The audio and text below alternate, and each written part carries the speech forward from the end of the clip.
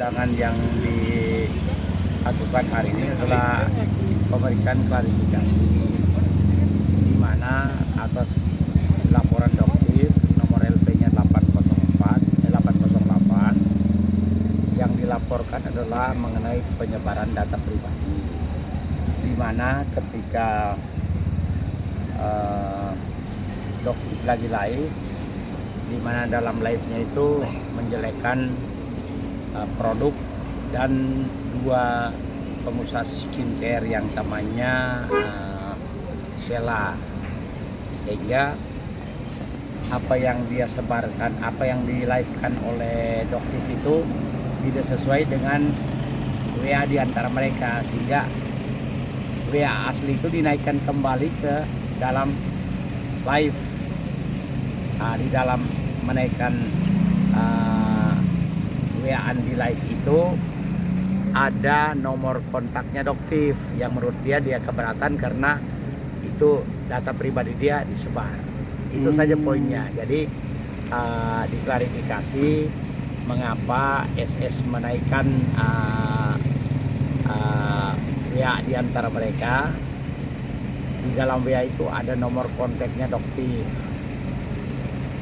Tujuan dia menaikkan itu karena selama Doktif live itu menjelaskan hal-hal yang tidak benar, yang tidak sesuai yang mereka saling WA itu. Jadi dia mengklarifikasi dengan menaikkan apa yang mereka saling WA itu.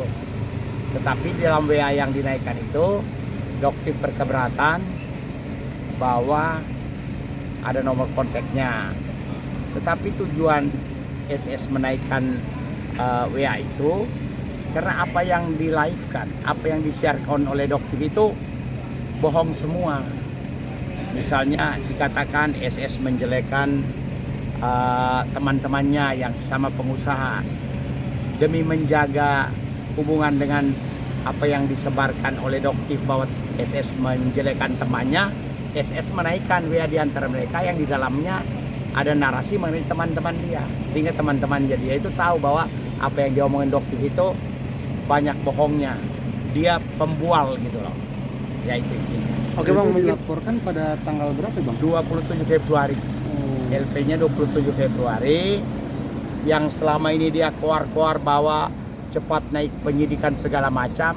Dari 27 Februari baru kali ini 28 Mei, bayangin aja, baru panggilan pertama untuk klarifikasi.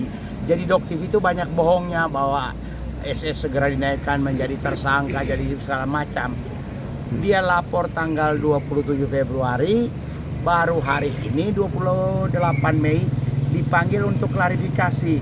Dan setelah klarifikasi semua menjadi jelas. Apa yang dia omongkan di live-nya itu bahwa SS menjelekkan temannya, SS menyebarkan data pribadi, SS tunjukin semua screenshotnya.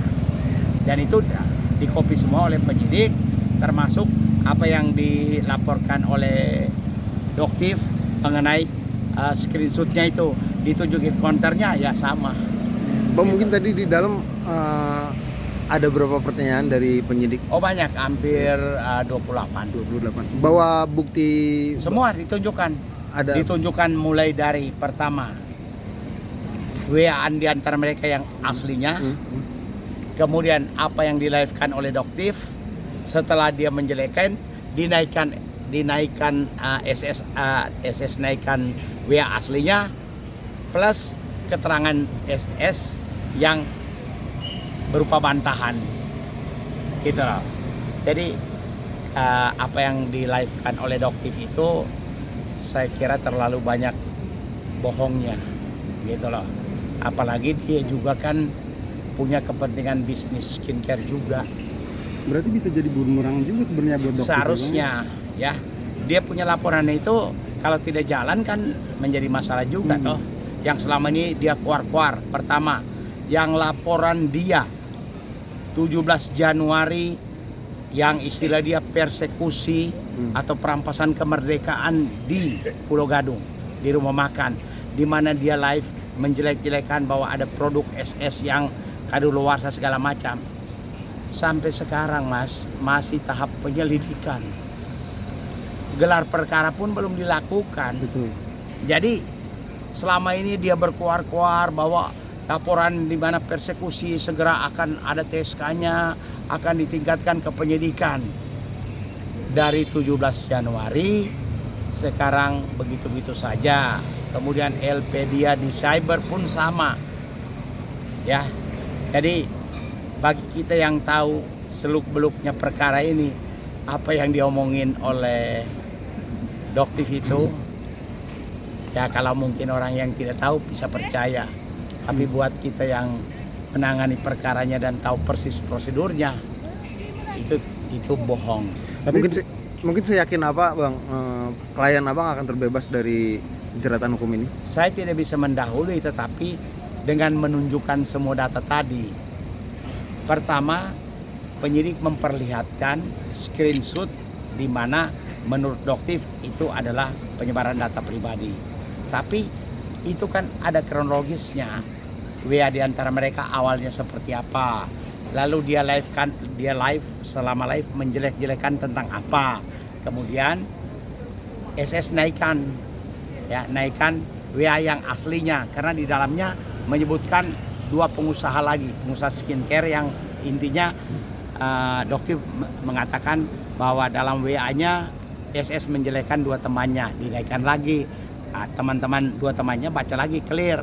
Lalu SS naikkan yang sebenarnya, tetapi di dalamnya itu ada nomor kontaknya Doktiv. Doktiv marah karena penyebaran data pribadi. Ya, itu live kira-kira 10 menit. SS pun menaikkan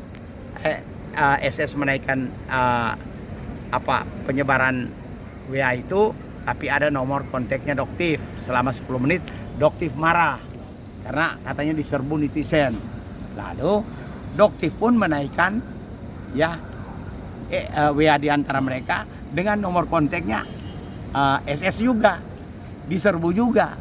Jadi sama saja gitu loh. Kalau dia boleh keberatan bahwa SS menaikkan nomor kontaknya, dia juga naikkan nomor kontaknya SS. Gitu. Kemungkinan SP2 lidik? Belum tahu ya. Jadi tadi pemeriksanya juga karena klarifikasi saling menunjukkan data-data. Oke Bang, mungkin upaya hukum apa yang akan meringankan atau bisa menggugurkan laporan ini dari Abang sendiri, upaya hukum? Menurut kita bukti sudah cukup. Penyidik bisa menganalisa bahwa ternyata yang bikin ulah ini kan Doktiv sendiri. Dia juga menaikkan data pribadinya SS gitu loh. Dan apa yang dia live-kan itu kan bohong semua. Ya. Terus soal apakah bakal nggak akan kena ya pencemaran nama baik itu, nggak kena ya karena sangat lemah, sangat lemah, yang kena. Sangat jadi lemah sekali karena yang di screenshot sebagai bukti awal membuat laporan itu kan tadi dilihat dari originalnya seperti apa, SS posting originalnya, bandingkan dengan yang dia live, kemudian bandingkan lagi dengan yang dia SS posting. Itu yang jadi analisa penyidik. Gitu Bang, untuk menegaskan berarti yang dilaporkan Doktiv itu pasal berapa Bang? Pasal pencemaran nama baik dan penyebaran data pribadi 668 Undang-Undang IT.